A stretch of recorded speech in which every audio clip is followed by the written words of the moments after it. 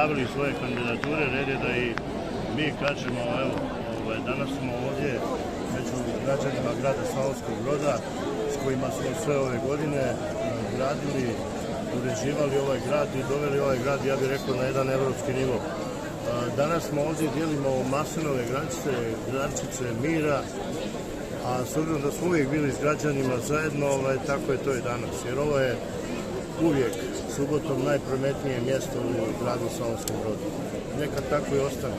S ovim ljudima smo gradili sve ove godine, znači na prvom mjestu nam je obitelj, krenuli smo od naših najmlađih gdje smo uveli dosta tih mjera koje praktično drugi gradovi nemaju. Gradili smo, uređivali dječje vrtiće, opremali, uređivali, proširivali naše osnovne škole tako da imamo dobro obrazovanje i jedan od rijetkih gradova koji ima nastavu u jednoj smjeni. Osnovali smo sveučilište u gradu Slavonskom Brodu, tako da smo i tu pratili korak s ostalim gradovima. Gradili smo infrastrukturu u gradu Slavonskom Brodu, tako da smo postali jedan moderan grad bez zastoja u prometu, a nastavit ćemo tako i dalje.